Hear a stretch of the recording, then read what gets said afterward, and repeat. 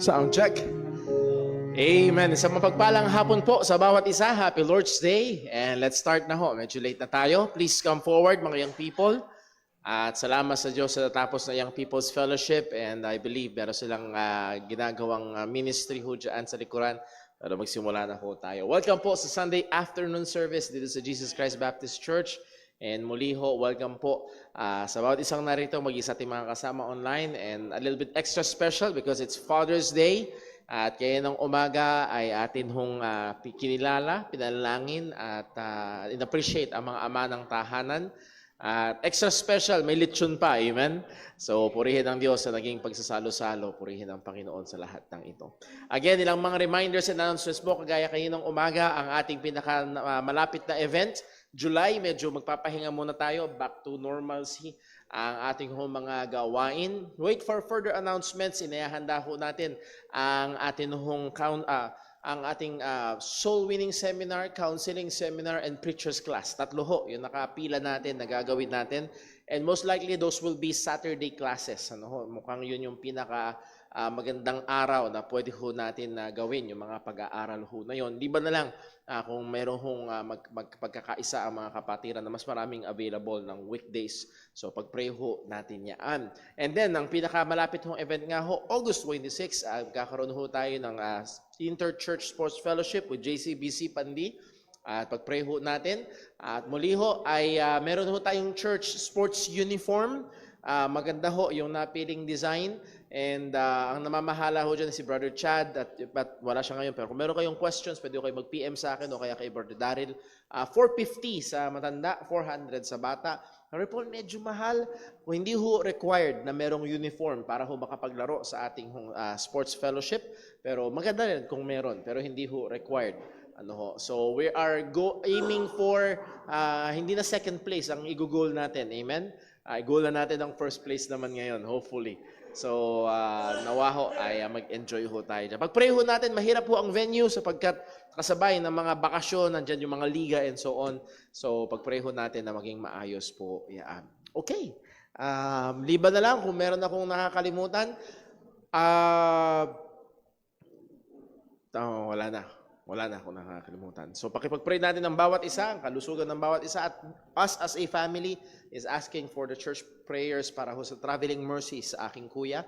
So, Lord willing, this coming Thursday, ang kanilang biyahe pa uwi o pabalik sa Amerika. So, pakisamin lang ho sa panalangin na manatili silang safe ang kanilang kalusugan hanggang sila ay makauwi po doon.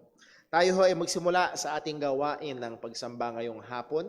At para hudyaan, magkaroon tayo ng ilang sandali ng tahimik at personal na panalangin upang hingin natin ng tulong, gabay at pagsiyasat ng Panginoon sa atin para tayo ay maihanda sa pagsamba sa Kanya. Let's pray.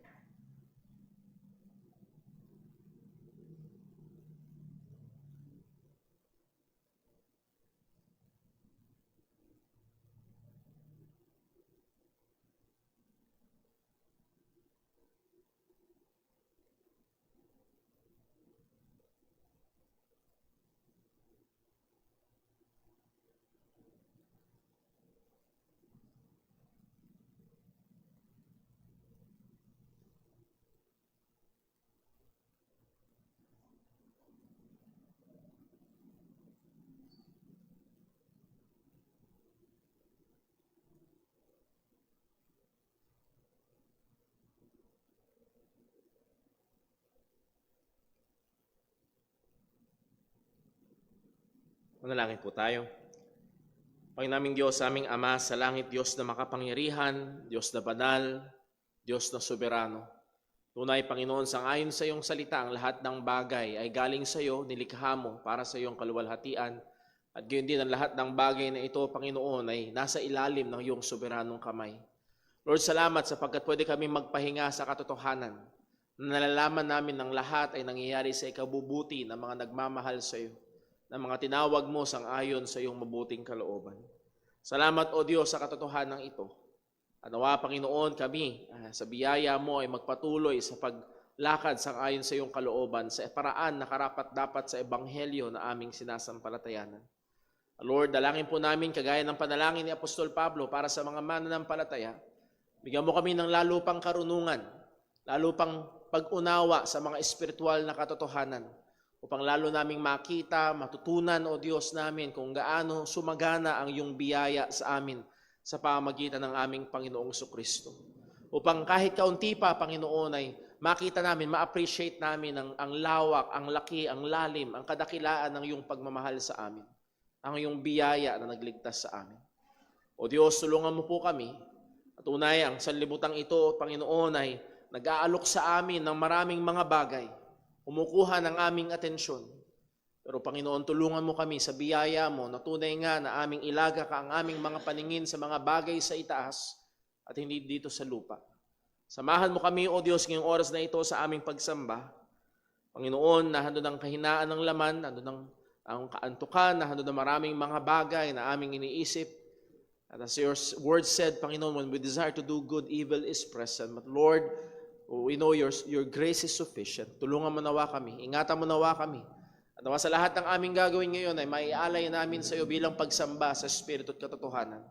At ikaw po ang laging maitaas sa lahat ng ito. Lord, pagpalain mo po maging ang pangangaral ng iyong salita. Pagpalain mo po, Panginoon, ng bawat aspeto ng gawain na ito. At ikaw lamang ang maitaas. At lahat ng ito, Panginoon, ay dinadalangin namin sa ngalan ng aming Panginoong Hesukristo. Amen. Stay po tayong lahat at tayo po umawit sa Panginoon.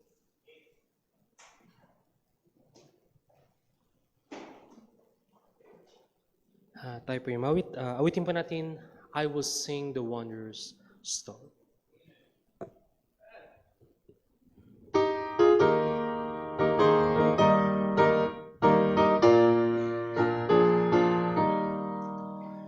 I will sing the wondrous story of the cross who died for me. How he left his soul in glory for the cross of Calvary.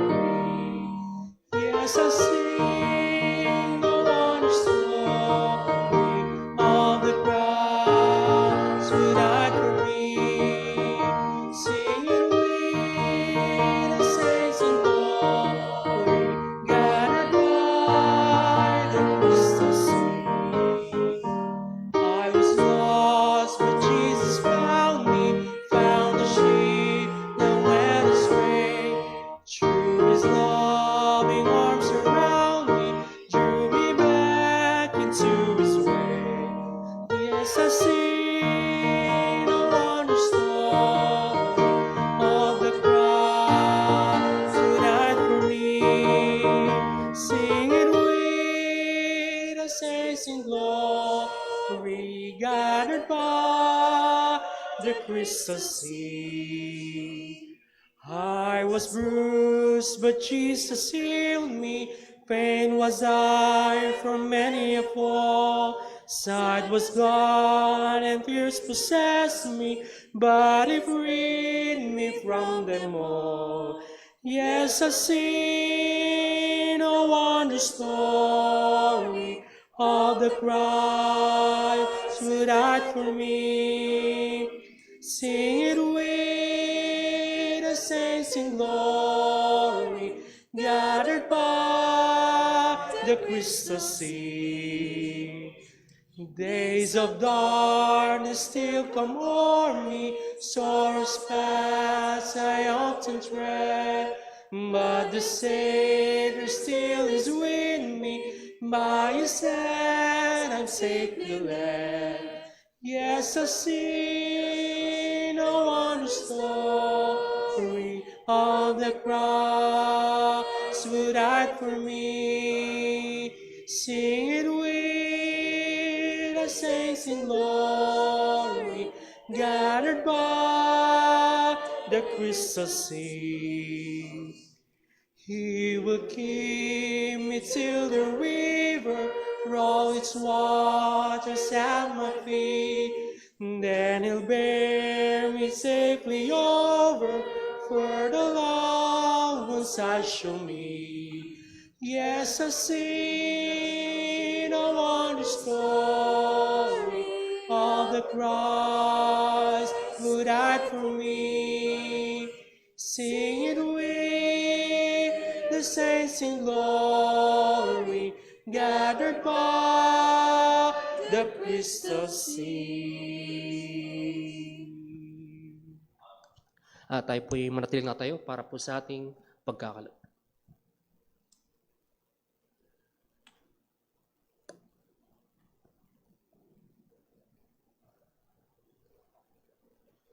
Magandang hapon po sa ating lahat. Basahin po natin ang ating Bible passage for giving. 2 Corinthians chapter 9, verse 6 to 8. Verse 6, read. But this I say, he which soweth sparingly shall reap also sparingly, and he which soweth bountifully shall reap also bountifully. Every man according as he purposeth in his heart, so let him give, not grudgingly or of necessity, for God loveth a cheerful giver. And God is able to make all grace abound toward you, that ye, always having all sufficiency in all things, may abound to every good work. Purihin ang Panginoon sa pagbasa ng kanyang salita. Manalangin po tayo. Ama, Diyos na makapangyarihan sa lahat, dakila, Panginoon, ang iyong paggawa, Panginoon, sa sambaang ito, sa buhay namin, Panginoon. Higit sa lahat, we thank you, Lord, sa iyong soberanong paggawa, Panginoon, sa aming kaligtasan, Panginoon. We thank you, Lord, sa iyong anak, Panginoon, buktong na anak, Panginoon, ibinigay sa amin, Panginoon, upang kami, mga makasalanan, Panginoon, ay minsan isang araw, Panginoon, ay mahalin ninyo, Panginoon, at tunay, Panginoon, magkaroon, Panginoon, ng buhay. We thank you, Lord, sa pagkakataong ito. Nandito kami sa iyong bahay-sambahan upang magbigay. Ang bawat isa, Panginoon, ay magbibigay, Panginoon, ayon sa nasa puso namin, Ama. Tulungan niyo kami na matuto, maging matapat, even, Panginoon, sa ngayon sa aming pagbibigay. We thank you, Lord, sa buong linggo na paggabay sa amin. Salamat, Panginoon, sa pagiging matapat sa amin, Panginoon. Tulungan niyo nawa rin kami maging matapat sa inyo sa harapin namin sa buong linggo pa na harapin namin ngayon, Lord.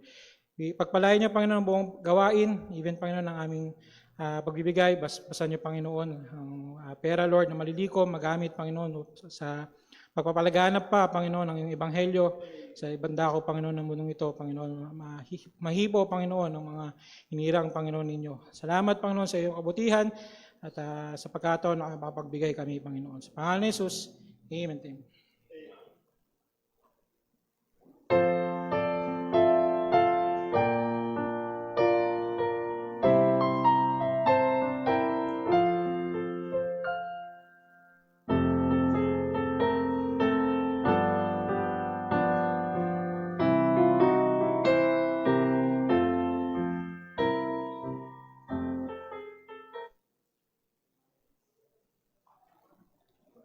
Tayo po ulit tumawad sa Panginoon. Awitin po natin, He Keeps Me Singing.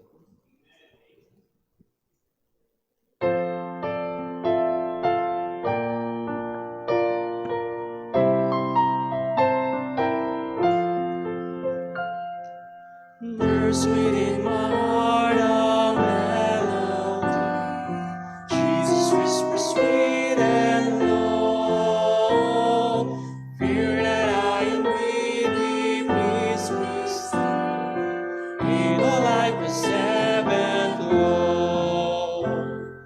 Jesus, Jesus, Jesus, sweetest name I know, fills my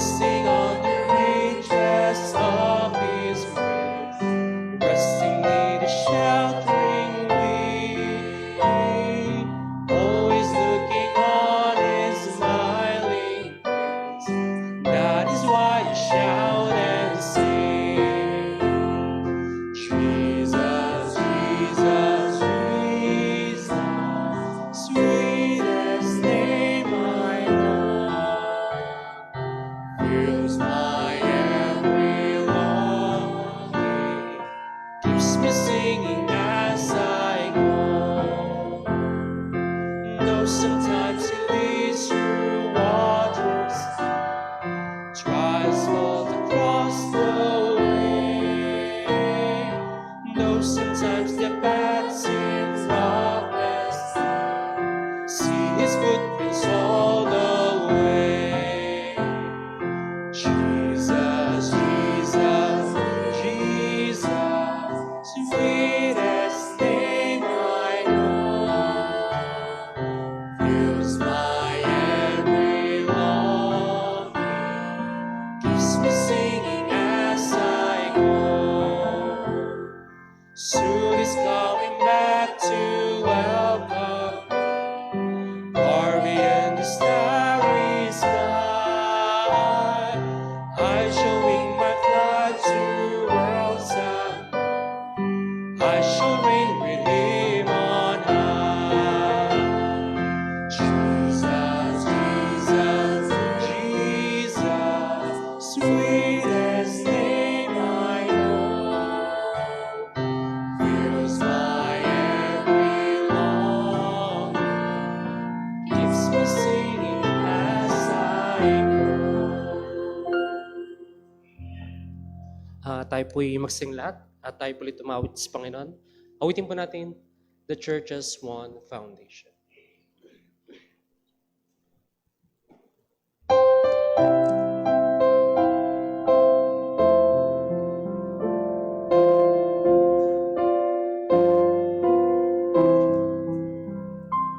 The church's one foundation is Jesus Christ her Lord. She is His new creation by water and the word. From heaven He came and saw to be His holy bride. With His own blood He bought her, and for her life He died.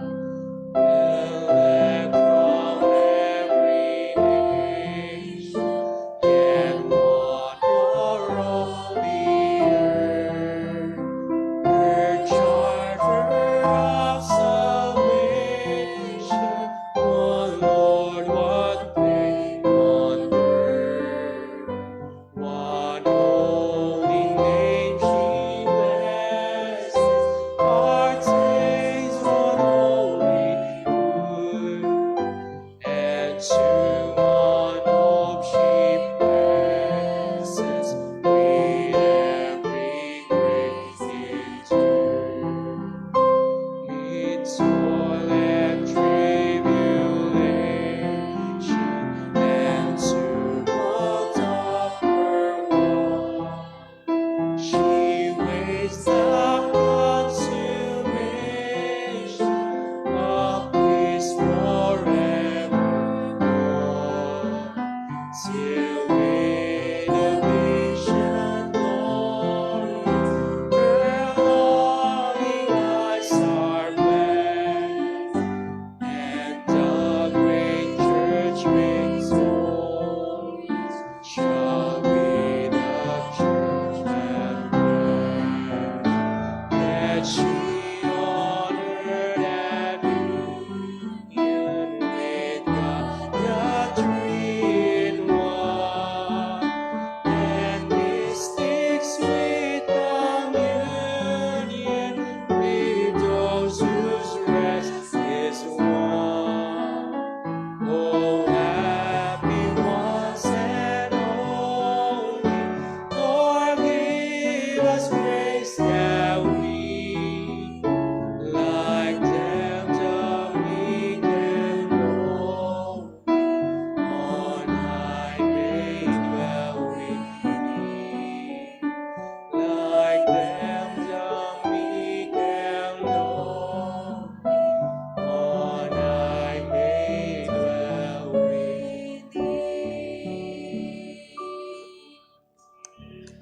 tayo po ay manatiling matayo para po sa pagbasa po ng salita ng Diyos.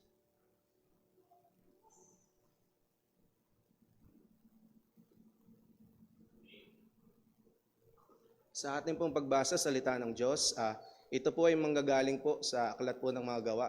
Chapter 15, verses 1 to 5. Sabay-sabay po nating basahin.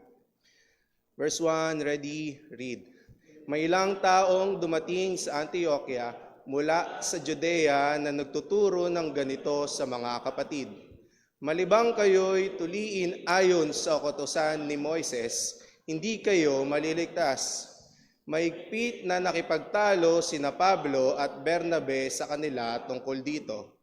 At dahil naging mainit ang kanilang salungatan, sina Pablo at Bernabe kasama ang iba pa ay inatasang pumunta sa Jerusalem upang isangguni ang suliraning ito sa mga apostol at sa matatandang tagapamahala ng iglesia. Sinugo nga sila ng iglesia sa kanilang pagdaan sa Phoenicia at Samaria. Iniulat nila ang pagbabalik loob ng mga hentil na nakapagbigay ng magiging kagalakan sa lahat ng mga kapatid. Nang makarating sila sa Jerusalem, malugod silang tinanggap ng buong iglesia, ng mga apostol at ng matatanda. Iniulat nila ang lahat ng bagay na ginawa ng Diyos sa pamamagitan nila. Subalit tumindig ang ilang kaanib sa pangkat ng mga Fariseo at nagsabi, kailangang tuliin ang mga hentil at utusang sundin ang kautusan ni Moises. Purihin po ang ating Panginoon sa pagkabasa ng kanyang mga salita at tayo pa umupo.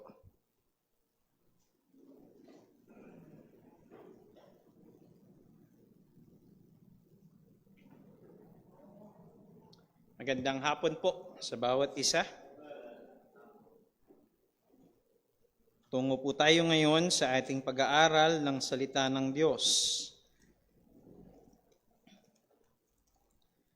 Water cannon, pangharas, pagharang sa pag-evacuate ng mga may sakit nating sundalo at maging pangaagaw sa dapat sanay food supply ng ilan nating mga sundalo.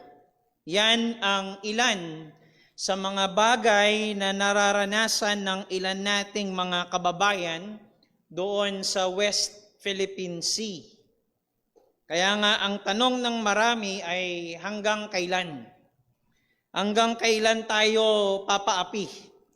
Hanggang kailan tayo na maging sa sarili nating teritoryo ay binubuli tayo ng bansang China?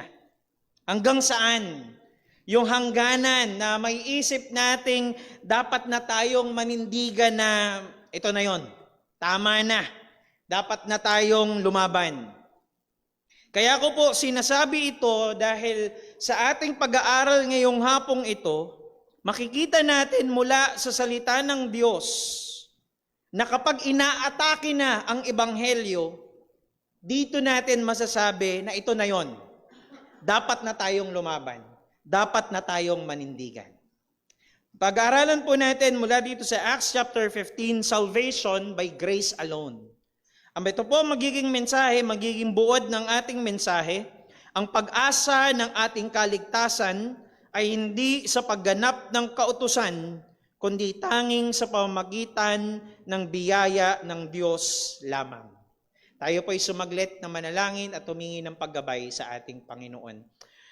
O Diyos naming dakila, aming Ama na makapangyarihan sa lahat, Lord, tunay nga na Ikaw ang Diyos na dakila at makapangyarihan. Ikaw ang Diyos na lumalang ng lahat ng bagay na meron sa mundong ito. Kaya po kami narito magkakasama na nagpupuri at sumasamba sa iyo, Panginoon. O Diyos, sa amin pong pag-aaral ng iyong mga salita ngayong hapong ito, kami po'y humihingi ng paggabay sa iyo, Panginoon. Patnubayan mo po kami. Gabayan mo, Panginoon, ang aming mga puso sa aming pag-aaral ng iyong mga salita. Nawa ay patuloy mo kaming bigyan ng bukas na isip, bukas na tainga at bukas na puso na handang makinig at makita ang mga katotohanan ng iyong mga salita. Nawa makita namin, Panginoon, na ang lahat ng ito ay dahil sa biyaya mo lamang sa amin, O Diyos. Lord, salamat po Naway tulungan mo kami na sa aming pag-aaral ay maluwalhati ka namin. Ito po ang aming samot dalangin sa matamis at mapangirihang pangalan ng aming Panginoong Yesukristo. Amen. Amen. Magkaroon lamang po tayo ng short recap since katatapos lamang natin sa isang chapter na naman dito sa Acts at narito tayo sa panibagong chapter which is chapter 15 na kung maaalala natin na natapos natin noong nakaraan yung chapter 14 na kung saan ito'y pumapatungkol sa first missionary journey ni Apostol Pablo kasama si Barnabas. At maaalala natin, ito yung mga panahon kung saan ay sinend out sila ng church doon sa Antioch, tapos nagtungo sila sa iba't ibang mga lugar, katulad na lamang ng Cyprus, ng Pamphylia, at ilang pang mga cities doon sa Galatia. At natapos tayo doon sa tagpo kung saan binalikan ni na Apostol Pablo at maging ni Barnabas yung mga lugar na napuntahan nila dahil may mga mananampalataya doon. May mga naligtas doon. And what they did is they appointed elders or pastors sa bawat mga churches. Dahil kailangan nga na ang iglesia ay mayroong mga pastor na nangangalaga. At makikita rin natin na hindi isang pastor kada church ang kanilang inappoint, kundi elders, plural, ang itinalaga nila sa bawat iglesia. Dahil again, kahit mismong mga pastor man ay kailangan pa rin nila una ng pastoral care.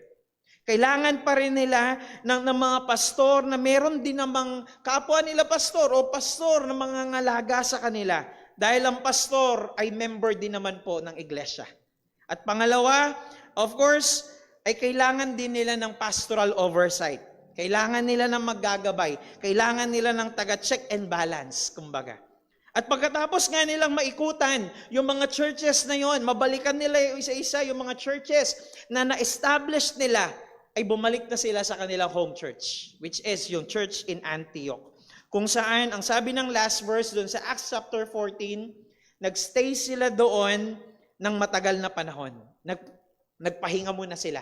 Nagpahinga muna sila ng matagal-tagal sa ministry sa labas ng church.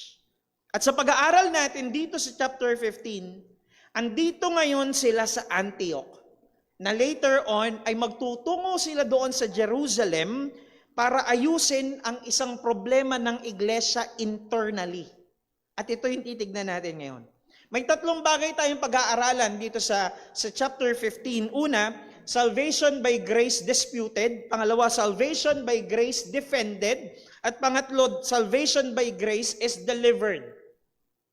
Una, tignan po natin, salvation by grace is disputed. Isa sa mga wisdom na natutunan ko ay we should choose our battles. Totoong sinasabi ng salita ng Diyos na dapat ay tindigan natin ang katotohanan. Totoo po yun. Dapat lang na ipagtanggol natin ang salita ng Diyos. Pero hindi po ibig sabihin nun ay sa lahat ng panahon ay para tayo, sa lahat ng panahon ay nakasuot tayo ng ating gloves or may hawak na espada at naka-fight mode on tayo. Dapat, of course, dapat handa tayo na tindigan. Dapat handa tayo na ipagtanggol ang salita ng Diyos. Pero hindi ibig sabihin nun ay dapat ay palagi tayong naghahanap ng away. O di kaya naman ay lahat na lang ng mga biblical and theological issues ay papatulan natin. Huwag niyo po akong pagkakamalian, mga kapatid. Ano? Hindi ko po sinasabi na may mga issues na dapat wala tayong pakialam. Hindi po ganoon ang ibig kong sabihin. Ang punto ko ay dapat nating matutunang timbangin. Timbangin kung ang isang issue ba na kinakaharap ng iglesia o ng mga mananampalataya ay karapat-dapat nating pagtalunan. Isipin nyo na lang, worth it ba na magkawatak-watak tayong mga mananampalataya dahil lang pinagtalunan natin ang technology sa church, ang paggamit ng technology sa iglesia? Keso wala pang internet sa Bible, walang Facebook sa Bible, walang mic, walang audio speaker. Is it worth it? Na pagtalunan natin ang ganitong issue. At alam niyo ba, may mga churches na big deal sa kanila maging yung Bible translation sa church. Na dapat daw ay King James Version lang ang ginagamit. Well, praise God for the King James Version. Meron pa nga ako, actually, meron ako nakausap na kapag sineran ka raw ng gospel at hindi King James Bible ang ginamit mo, hindi maliligtas yung kausap. Imagine, sinasama kumbaga ay sa formula ng kaligtasan ang King James Bible. Yung lola ko po, si Nanay Pasing, kahit pa sabihin mong matandang Kristiyano na yon, kung pababasahin natin siya ng Bible na King James Version, mababasa niya lang yon. Pero hindi niya maiintindihan. Hindi niya maiintindihan.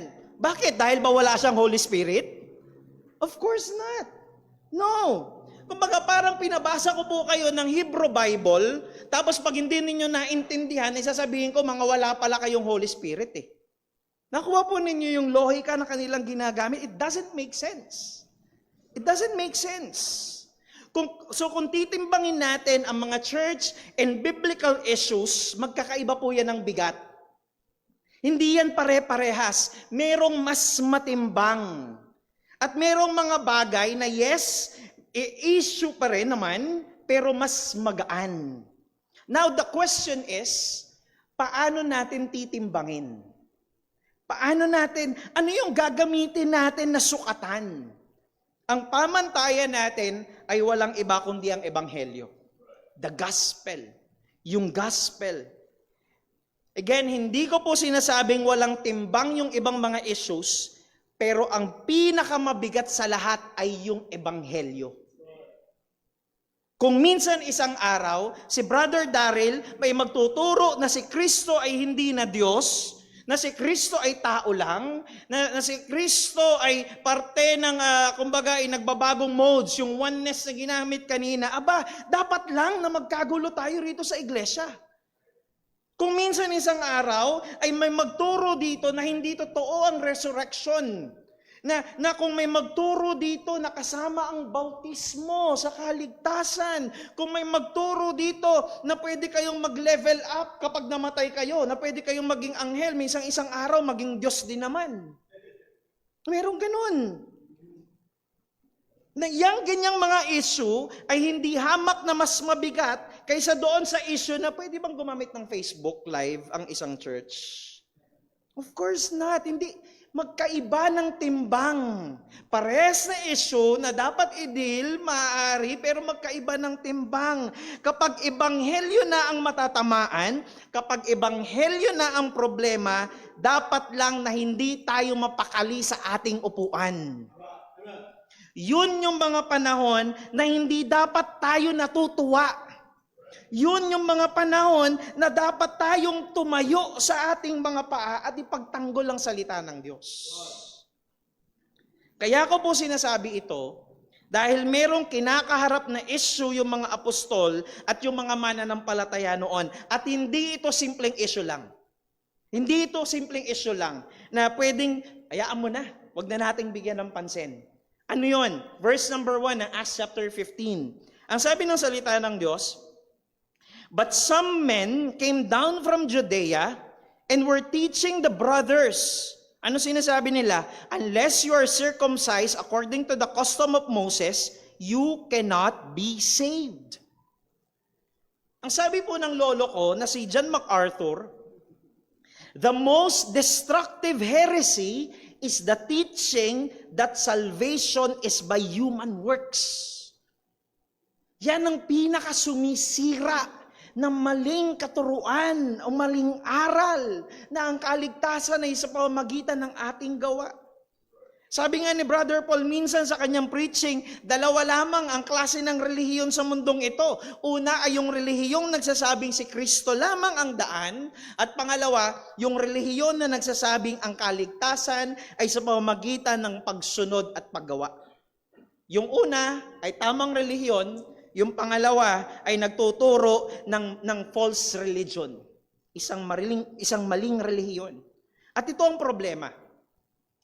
Merong mga Hudyo na naging quote-unquote Kristiyano na ikinokonekta nila ang kautusan sa kaligtasan. Sila yung mga legalistic Jews na tawagin natin na Judaizers. Sila yung mga tinatawag na mga Judaizers. So this is an internal issue. Dahil nagpapakilalang mga mananampalataya itong mga to. Itong mga galing ng Judea. And yes, mga kapatid, this is a gospel issue. This is a gospel issue. And for some reason, ang sabi ng talata, itong mga Judaizers na to, tinuturuan nila yung mga mananampalatayang hintil doon sa Antioch. Well, hindi po natin alam kung paano nangyari. Nagiging guest speaker ba sila doon sa Antioch or di kaya sa mga Bible studies ba sila nakakapagturo? Hindi natin alam exactly. Basta ang sabi ng salita ng Diyos, nakakapagturo sila. So nakakapagpasok sila ng maling katuruan sa iglesia. Biruin nyo, yung mga Gentiles, tinuruan sila ni Pablo at ni Barnabas na ang kaligtasan ay biyaya lamang ng Diyos. Ang kaligtasan ay tanging sa pamamagitan lamang ng pananampalataya kay Kristo. Tapos, darating itong mga Judaizers at magtuturo sila na kailangan ang pagtutuli sa kaligtasan. So kung hindi ka tuli, hindi ka maliligtas. At kung susundin natin yung itinuturo nila mga kapatid, logically speaking, hindi maliligtas sa mga babae. Wala silang pag-asa. Kung isasama mo ang circumcision sa salvation, walang pag-asa ang mga babae. Kaya nga ang ginagawa ng mga Judaizers nito, nagkokos sila ng confusion sa mga mananampalatayang hentil. Yung mga hentil, alam nilang ligtas sila eh. Alam nilang naligtas sila sa pamamagitan ng pananampalataya. Tapos biglang may magtuturo sa kanila, hindi pala sapat yung pananampalataya lang. So here's the issue na kinakaharap nila. Ang problema nitong mga Judaizers na ito ay yung issue pa rin between the Jews and the Gentiles. Yung tension pa rin sa pagitan ng mga Hudyo at ng mga Hentil. Itong mga Judaizers na to, hindi pa rin nila lubusang matanggap na merong mga Hentil na naliligtas. So para ma-flex nila yung kanilang Jewish supremacy at maipasok ang Judaism, tinuturuan nila yung mga Hentil na, sige na nga, pwede na rin kayong maligtas, pero magpatuloy muna kayo. So ang issue rito ay hindi lamang yung maling pananaw ng kaligtasan, kundi maging yung mataas na pagtangi nila nitong mga Hudyo na ito sa kanilang mga sarili. Mataas yung tingin nila sa kanila bilang sila'y mga Hudyo. Tingin nila, mas mataas sila bilang mga Hudyo doon sa mga Hentil na Kristiyano. Pero alam natin, patuloy tayong pinapaalalahanan ng salita ng Diyos na Hudyo man o Hentil, tayo'y iisa kay Kristo. Pero ito yung probidensya ng Diyos. Buti na lang, nakabalik na ng Antioch sina Pablo at si Barnabas. Kaya nung marinig nila itong mga Judaizers na ito, na nagtuturo ng maling katuruan, hindi sila pumayag. Ang sabi ng verse number 2. And after Paul and Barnabas had no small dissension and debate with them. So ang sabi dyan, nagkaroon daw ng pagtatalo-talo sa pagitan ni na Pablo at Barnabas at itong mga Judaizers. At ang sabi ng salita ng Diyos, hindi daw maliit. No small dissension itong nangyayari. So kung hindi maliit, malaki. Malaki na pagtatalo. And literally, naging mainit. Yung pagtatalo nila, naging mainit yung debate, yung debate nila. May kita natin dito na hindi palaging mali ang pagtatalo-talo. Lalo na kung merong mabigat na katotohanan mula sa salita ng Diyos ang inaatake. Kung inaatake na ang ebanghelyo, mga kapatid, the gospel must be defended.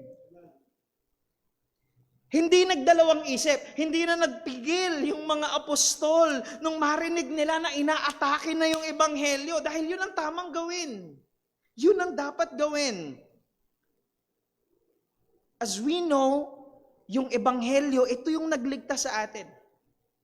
At ang mabuting response kapag nakita nating inaatake ang ebanghelyo ay labanan yung mga umaatake at ipagtanggol natin ang ebanghelyo.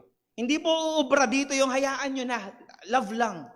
Mag-ibigan na lang tayo sa isa't isa. Para nyo nang para na nating sinasabing, binabato na ng kapitbahay ninyo yung inyong mga bahay, tapos pupuntahan mo pa siya para yakapin. Sabi nga ni Warren Wiersbe, love without truth is hypocrisy. Oo, yes, may mga maling paraan. Pero hindi palaging mali na makipagtalo para sa katotohanan. Mahal mo eh. Mahal mo eh. Dapat lang na ipagtanggol mo yan kapag nakita mong inaatake. Defending the gospel is also a form of love. Ito'y pag-ibig din naman. Ito'y pag-ibig sa Diyos at pag-ibig sa katotohanan. At ayun nga, nagkaroon ng mainit na pagtatalo-talo sa Antioch dahil sa false teaching na dala o tinuturo nitong mga Judaizers na ito. At gusto ko makita po natin na hindi ito simpleng issue lamang. Napakaraming implications nitong issue na ito. Lalo pat naroon sila doon sa panahon na unang bugso pa lang eh. Unang bugso pa lang na naliligtas yung mga hentil. So very vital ito nung mga panahon na ito na masettle nila kung paano ba talaga maliligtas yung mga hentil. Kailangan nilang isettle. Kaya ang naisip nilang paraan ay isettle itong issue na ito doon sa Jerusalem. Bakit? Dahil kumbaga, yung Jerusalem yung main. Ano?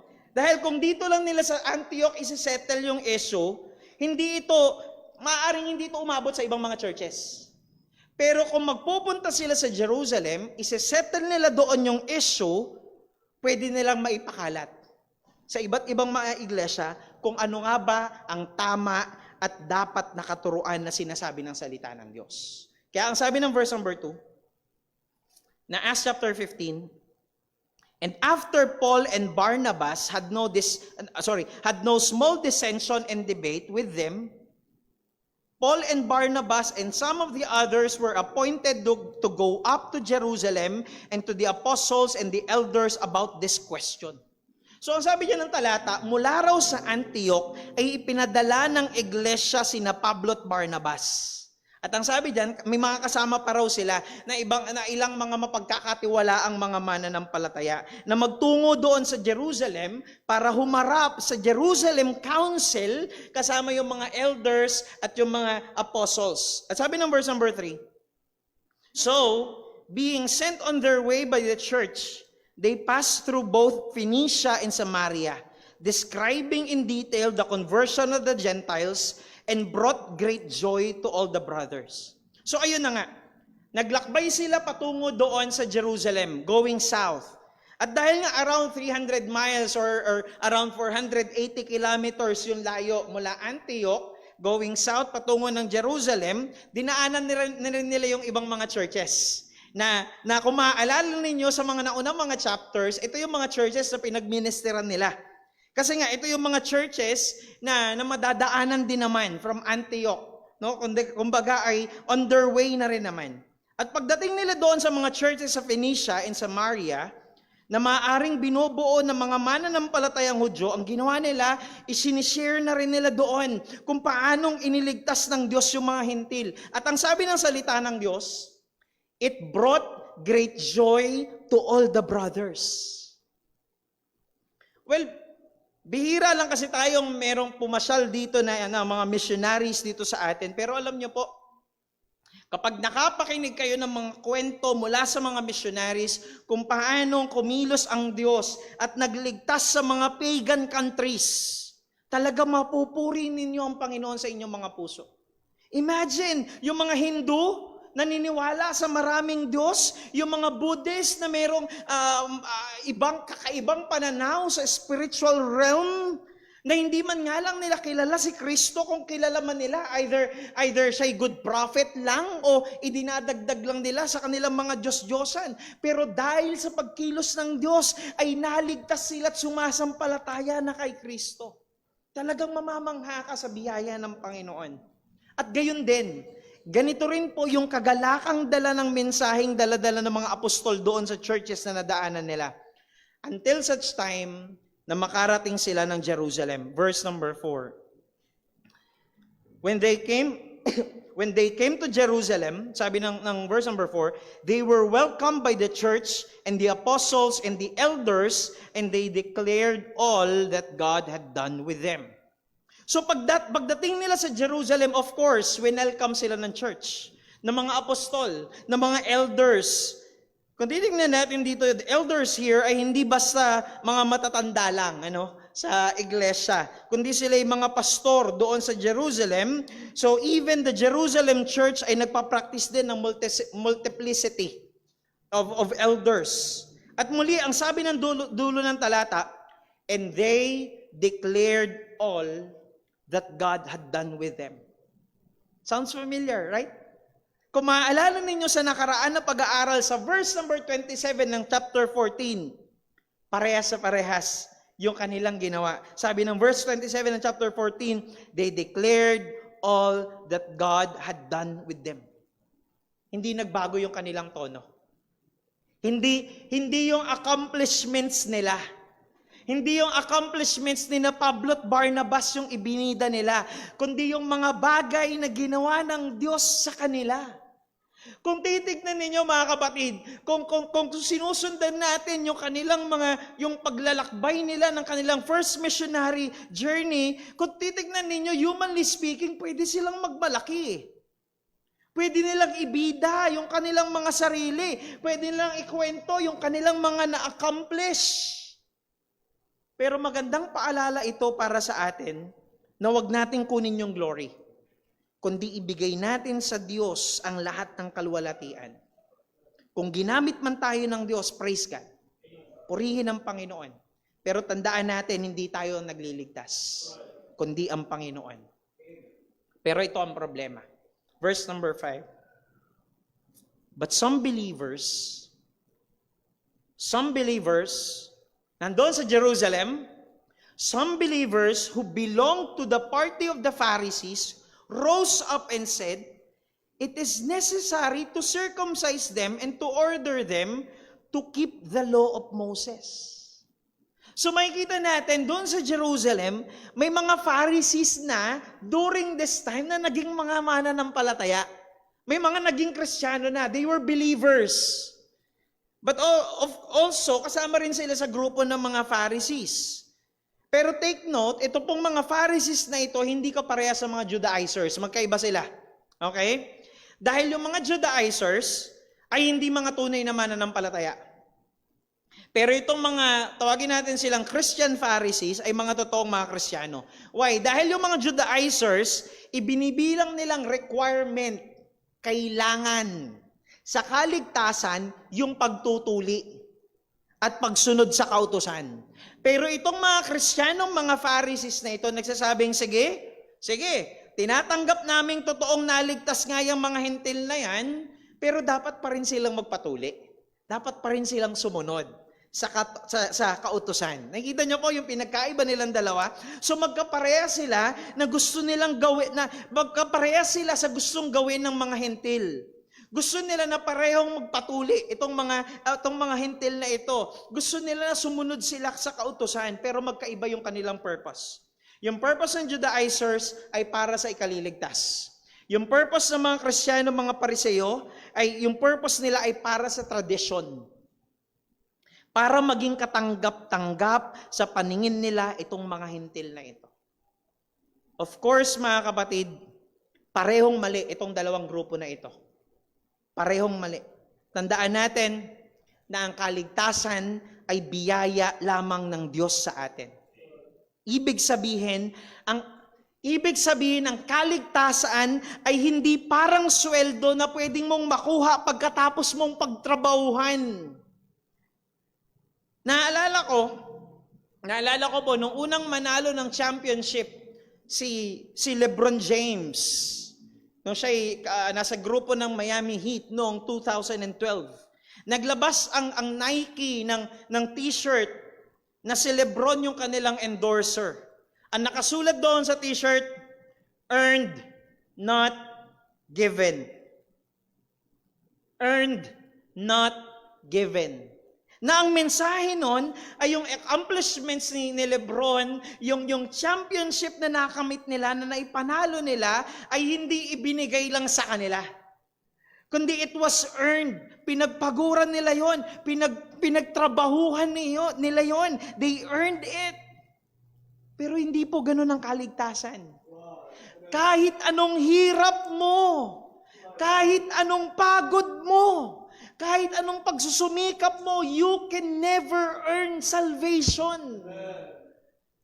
Hindi mo ma-earn ang kaligtasan. Kahit anong pagganap mo, pagsunod mo, pagsusumikap mo na sundin ang lahat ng kautusan, you can never earn salvation.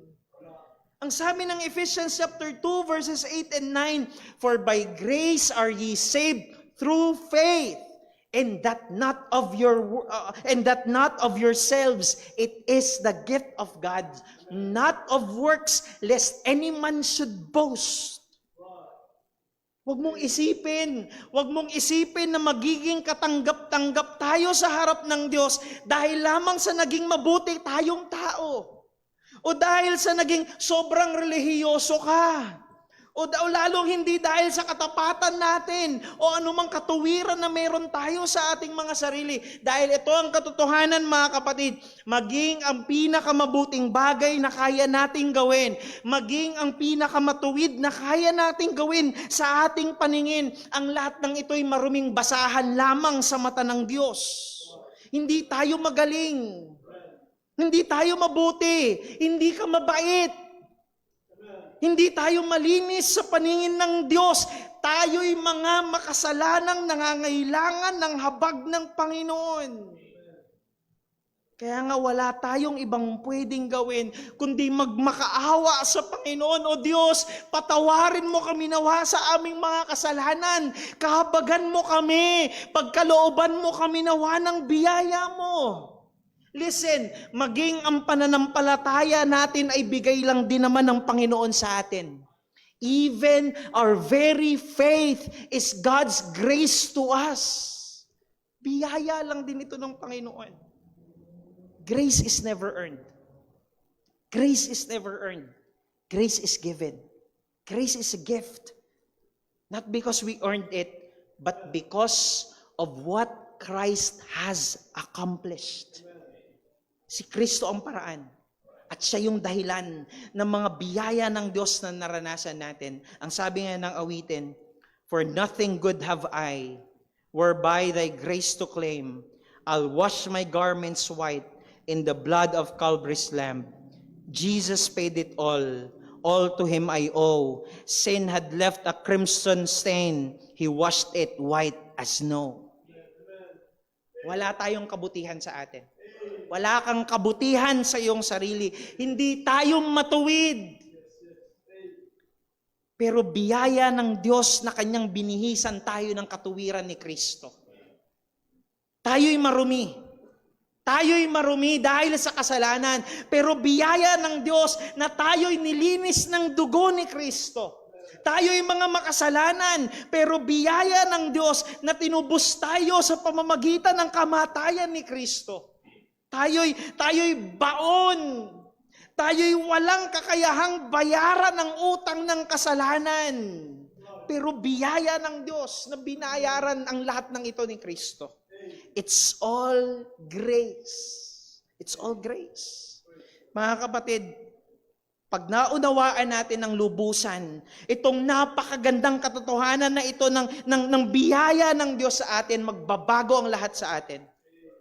Matututunan natin na maglingkod at sumunod sa Panginoon. Hindi dahil meron tayong kailangan nating sumunod sa set of rules, kundi ang motivation natin ng ating pananampalataya ay maglilingkod tayo at sasamba sa katotohanan na yon na biniyayaan tayo ng Diyos ng dakilang bagay na kailanman ay hindi tayo karapat-dapat. Huwag tayong basta maging Kristiyano lang. Tayo'y maging mananampalataya na tunay, na umiibig, naglilingkod, at sumasamba sa Panginoon. Mga mananampalatayang tunay na nauunawaan yung ganda, yung lawak at yung lalim ng biyaya ng Panginoon na naranasan natin. Nawa, ay makita natin itong katotohanan na ito. Ito yung katotohanan na nagligtas sa atin. At ito yung katotohanan na kung minsan isang araw ay makita nating inaatake na marinig natin ang mga maling katuruan na hindi yan biyaya lamang. Nawa, ito yung mga panahon na makita natin, dapat na tayong manindigan, dapat nating tayuan at tindigan ang mga katotohanan ng salita ng Diyos. Tayo po'y manalangin. O Diyos naming dakila, aming Ama na makapangyarihan sa lahat, Lord, salamat po sa iyong mga salita. O Diyos, salamat ng lubos sa biyaya mo, Panginoon, sa amin. Na tunay nga, na napakadakila.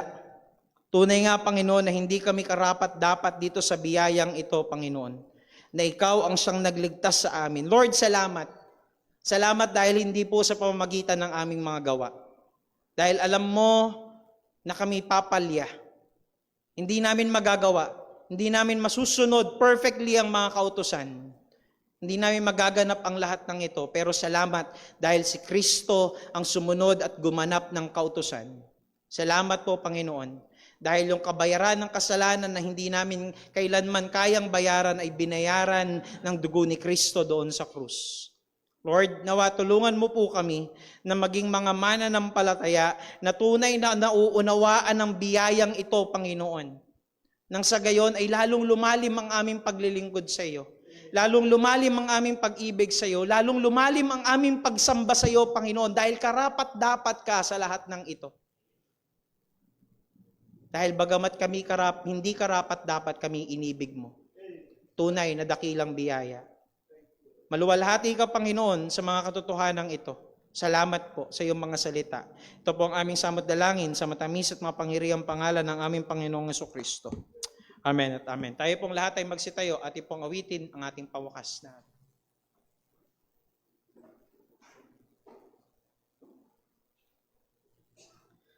Tayo po yung awitin po natin, Stand Up for Jesus.